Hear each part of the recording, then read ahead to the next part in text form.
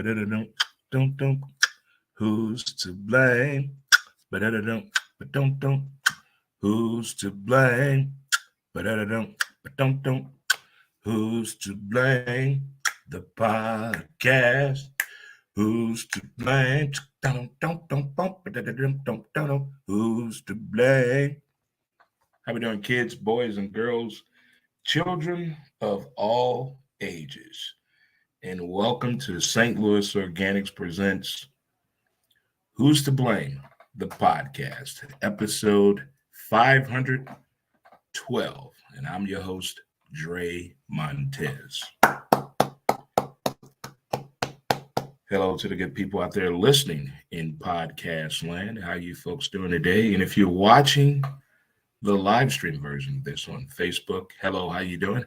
If you're on Twitter, hello, Twitter folks, and YouTube, how are you doing as well? It is what I like to call What Up Wednesday, way back Wednesday, my favorite day of the week, hump day. Oh, man, I love Wednesdays. When you make it to Wednesday, you've made it. If you live in the ideology of a 5-day work week, boom, you're here, boom. Wednesday, you can breathe. You can unloosen your belt a little bit, take that top button off. Ladies, take your bra off. You can just let it go today because we've made it. The pinnacle point of the week is making it here, and we are here right there for sure. We got high fives in the building, chest bump, hug it out.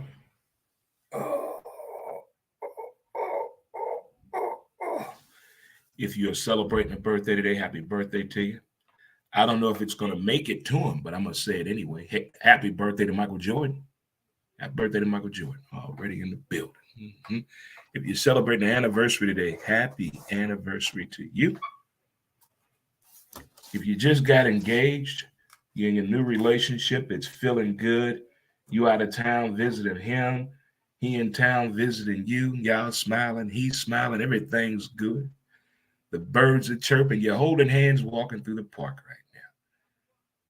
Enjoy your day. And don't forget to appreciate the details of the day either. All right, let's get through our affirmations of the day. All right. We're gonna let it go. Ignore them. Give it time. Don't compete. Stay calm. It's on you. And laugh. All right there. Laughing is definitely key. I don't know what you're streaming and watching, but I'm telling you, it's some good stuff out there. It's some good stuff out there. Speaking of good stuff out there, I don't know if you know that we do another live stream every Monday, Wednesday, and Friday at 11 a.m. Central Standard Time on Facebook, YouTube, and Twitter called Montez at Midday. For those of you that are over here watching the podcast, we do another show on Monday, Wednesday, and Fridays at 11 a.m. Central Standard Time. So check that out. Give that a listen as well. You can also go to our website at www.dremontez.com today. If you would like to do some advertising with us, there's a contact button on there.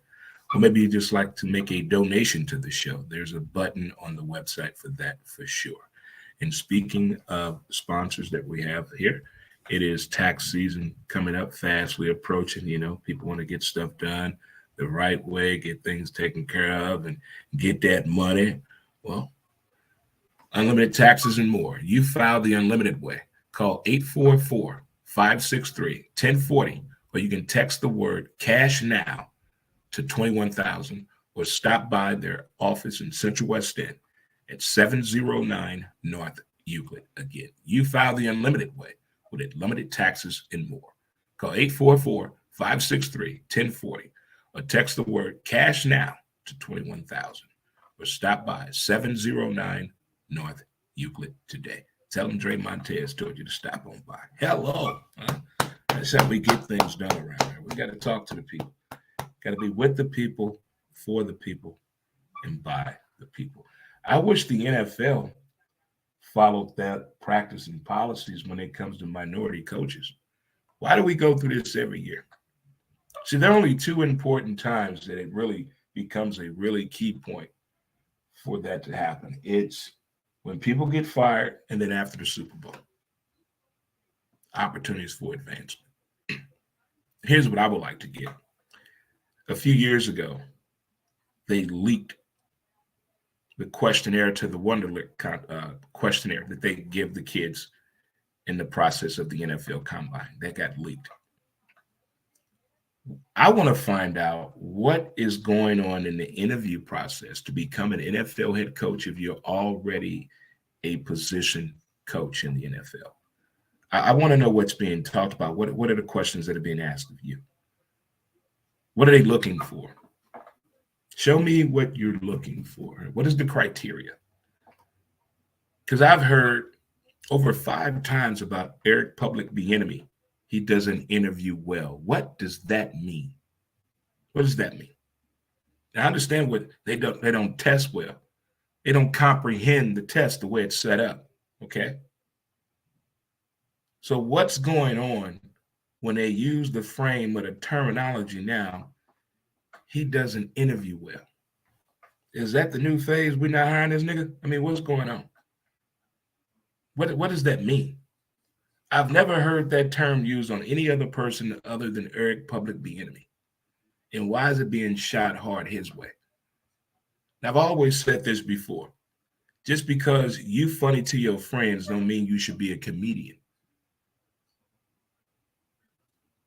At first, I was like, maybe Eric Public Bieniemy doesn't want to be a head coach.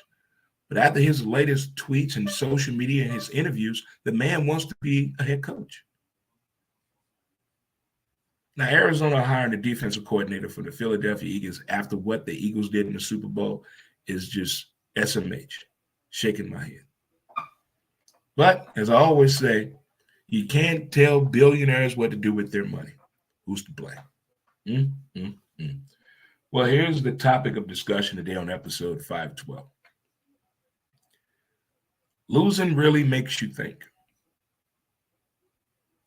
And you can think about that from all kind of levels. Losing really makes you think. And what I mean by that, I've seen the documentary Winning is Everything. I saw the documentary Losing is an Art Form.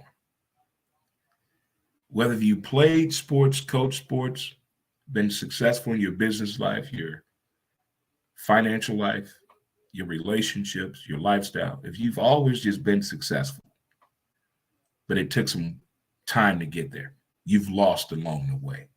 So this is very applicable to anything that you may do. But it really makes you think when you lose. And of course, the first thing that comes to my mind is sports. I mean, who's to blame?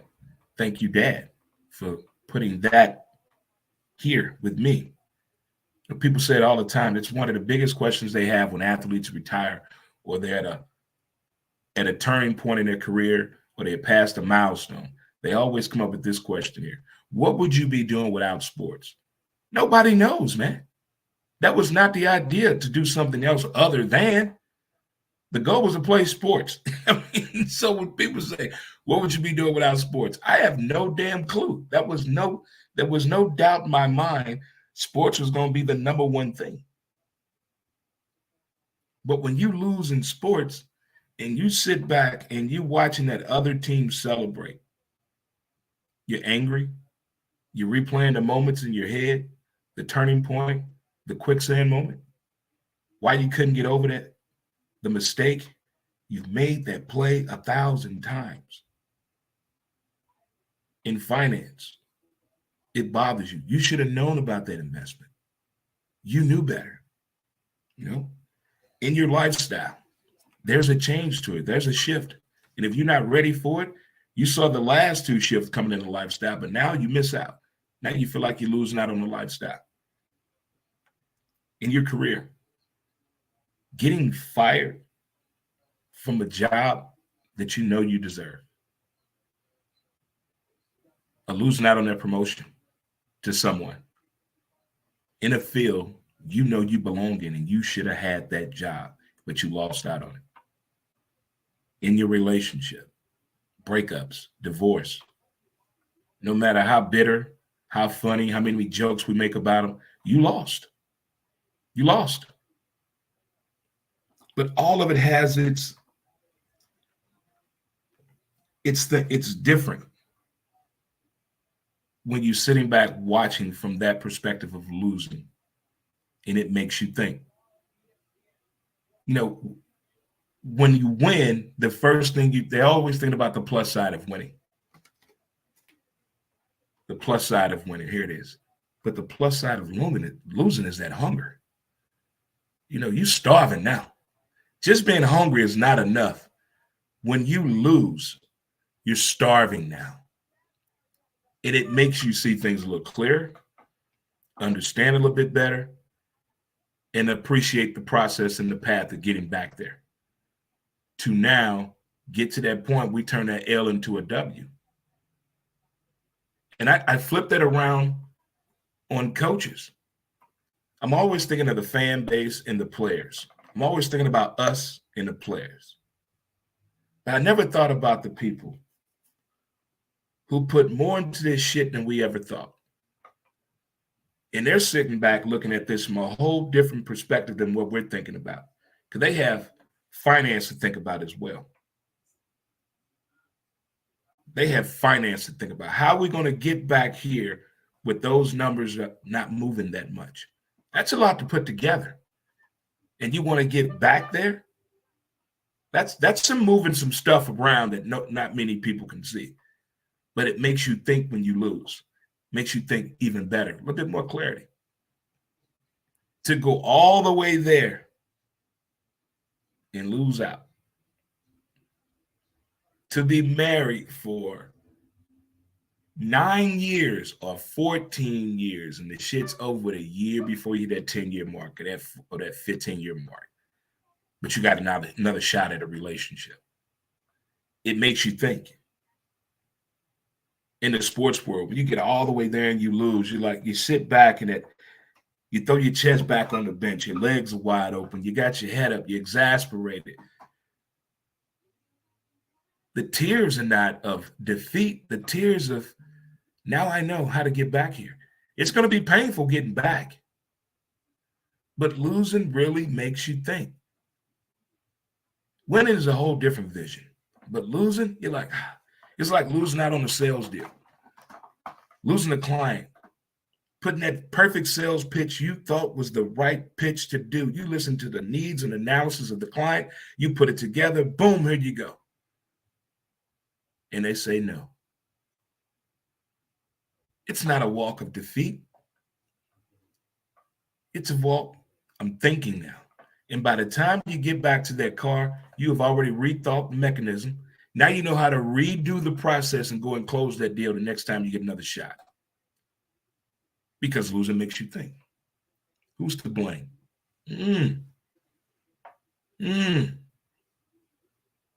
I blame. There's a positive blame on that.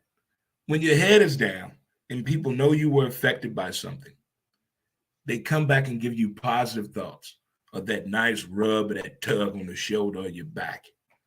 Words of encouragement go a long way. Words of encouragement do go a long way. It's the little bitty things that people do and say that matter.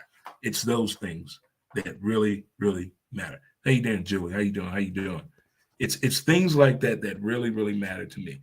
And when people get a better understanding of that, it'll be even more appreciative down the line to me. It really will be more appreciative to me down the line. But until they get that right, we're going to keep this whole built up. But losing is not anger. The learning curve of losing make you think is not anger. It makes you want to do the job better. Back to the drawing board. Of all the sports documentaries that I've seen about players that win and lose, they both do something totally different after that losing moment. Coaches too. They go back to the drawing board. They go back to fix what they thought was wrong or to improve on what they thought the glitch was. What do you think your glitch is to improve that whole statement right there of losing makes you think? Losing makes you think. I mean, all the times I've been married, I know what went wrong. I know what went wrong. Every softball game I lost after the age of 40, I know what went wrong on Sunday. I know. But it made you hungry to go back and do it again. Even better. Even better. But not everybody has the patience to do that. Because those two documentaries that I saw, winning isn't everything, and losing is an art form. And both of those two little metaphors right there affect a particular group of athletes in a way that I never thought of before until I saw those two documentaries. It's the Olympic athletes. And right behind that is the female collegiate athlete on the pressure of winning and the mindset of understanding of losing. Hey, how many of you can do that in everyday life? You can win and lose every day. Win and lose every day. Are you cool with that being 50-50 or being statistically sound each and every day? That's a lot of pressure. If your everyday life was based on numbers, wouldn't that be something? But I've come to put this to my mind frame and mindset in the words of Zig Ziglar of using different analogies and verbiage in your own everyday life. Use it how it applies to you. And I took that wording of losing makes you think. All the failures you have, you got to sit back and say, wow. Have that quiet time moment when the curtains are blacked out, things of that nature, and you really get that mind right. You're saying, okay. Now I got it. You're second guessing yourself. You're saying, are you sure? You sure I got this? Because I've been here before. And we become superstitions of our own winnings and failures at the same time. You can't second guess the method that worked. It's all about the belief system. They say winning is a mindset. Losing is a mindset. It's all where you're at, what's around you. They say keep positive people around you. I'm starting to believe that. It puts out a different aura in you, and the universe around you does what? It matters. Keep the space open. Keep that negative. Keep it over there. Stay over there for a minute. Cool off a little bit. But losing, it really does make you think. And what made me want to discuss the losing mentality of that is what transpired in the Super Bowl. You look, every year there's a winner and losing Super Bowl. One sports period. The old cliche, there's a winner and there's a loser, but it's all how you respect the game, the integrity. I look at the players that are still on the field. What's going through their head? You want to get back. Once you get a taste of that moment, I'm telling you, it's a taste that nobody else can describe to you but the people that have been there. That's why people, when they make this statement, oh, it's just a game, you shut the hell up. It's more than that. It's just a game. It's just a pair of damn shoes. It's just expensive weave. We don't say that. We go right along with it. Don't interrupt the joy. We know that we get excited over a child's game. But isn't it cool to have a child's mentality at some point of the day? You look at things in a whole different light. You feel things differently. It makes you get all giddy on the inside. That's why I'm glad I went to Disney as a grown person. Seeing Mickey as a kid probably would have terrified the fuck out of me. But seeing Mickey as a grown man, I feel like I've done something. I've achieved something. It's that aha moment that you get when you've lost and lost and lost. And you get that aha moment when losing makes you think and it goes off in your head. You're like, damn it, I got it now. Now I got it. Now I know how to utilize the strengths, minimize the weakness. Now I know how to do this. It feels good. it feels refreshing. It's more than it's a who's to blame moment that you appreciate when you go through the mindset of losing. Again, it's not an anger moment. It's a teach back. It's a learning curve. When you do something wrong, you don't immediately just walk away from it. You sit back and think about the process of what just happened. How can we do what, kids? Do better. That's all we're trying to do, what, kids? Do better. And the old cliche again, in order to do better, you got to do what, kids? Lose. But we got to do something with that losing mentality.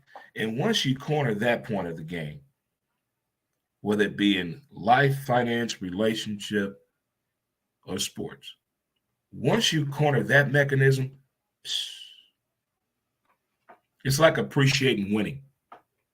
That's why I always say this here, appreciate the details of the day, because it's going to come back in the reflection point of the day. At some point, you can go there. Everybody got a bank up here, that memory bank you can go to for that right feeling that you need, that right sense of sensation that you need throughout the day. You can go there. And it feels good when you can go to that spot.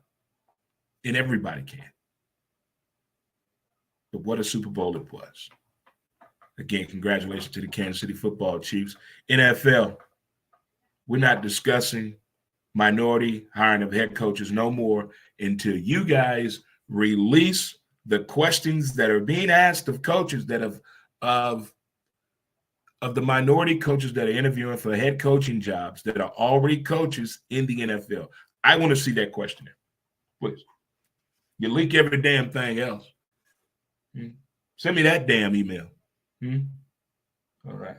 Well, kids, boys and girls, and children of all ages, we're going to get out of here and let you enjoy the rest of your day and week. And thank you again for tuning in to St. Louis Organics Presents Who's to Blame, the podcast. And again, I'm your host, Dre Montez. And thank you again for tuning into the show. It has been a pleasure as always. As always, good people. All right. Who's to blame? One more time. Tell me who's to blame. Tell me again. Da, da, da, da, da. Who's to blame? Oh, yeah. Who's to blame? One more time. Tell me who's to blame.